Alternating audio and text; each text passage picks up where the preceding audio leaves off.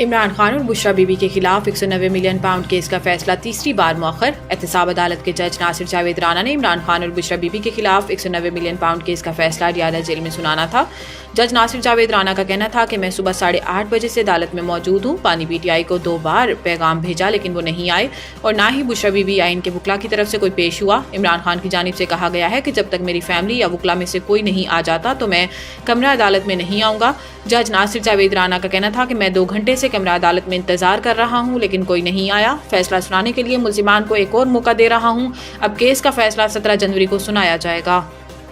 Deal का तासुर गलत है। अलकादिर केस का हुकूमत के साथ मुज़ाकरात से कोई ताल्लुक नहीं। सलमान अकरम राजा। इमरान खान और बुशरा बीबी के खिलाफ अलकादिर ट्रस्ट फैसला मौखर होने के बाद रियादा जेल के बाहर मीडिया से गुफ्तगू करते हुए सलमान अकरम राजा का कहना था कि हुकूमत के साथ हमारे मुज़ाकरात जारी हैं। अलकादिर ट्रस्ट केस का मुज़ाकरात से कोई ताल्लुक नहीं।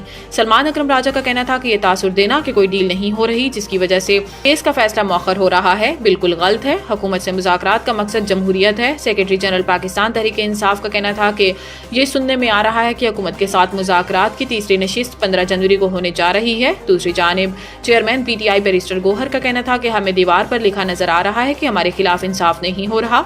अगर हमारे साथ इंसाफ होता तो इमरान खान और बुशरा बीबी के खिलाफ अलकादिर ट्रस्ट का फैसला बहुत पहले आ चुका होता। सिविलियंस का मिलिट्री कोर्ट में ट्रायल केस। अगर कोई आर्मी ऑफिसर आइन मुअत्तल करता है तो क्या सजा है? आईनी बेंच का सवाल। सुप्रीम कोर्ट के आईनी बेंच ने जस्टिस अमीनुद्दीन की सरबराही में सिविलियंस की फौजी अदालतों में ट्रायल के फैसले के खिलाफ इंट्रा कोर्ट अपील पर समाअत की, जिस सिलसिले में वजारत दिफा के वकील ख्वाजा हारिस ने दलाइल दिए।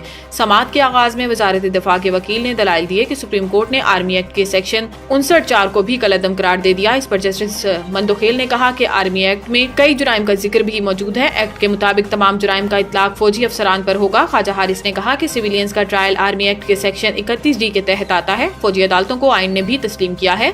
जस्टिस मंदोखेल ने रिमार्क्स दिए कि सेक्शन 31D तो फौजियों को फ्राइज की अंजामदही से रोकने पर उकसाने से मुतल्लिक है। फौजी अदालतों में केस किसका जाएगा ये देखना है। बाद अज़ां सुप्रीम कोर्ट ने सिविलियंस के मिलिट्री कोर्ट में ट्रायल्स के खिलाफ अपील पर समाअत कल तक मुलतवी कर दी।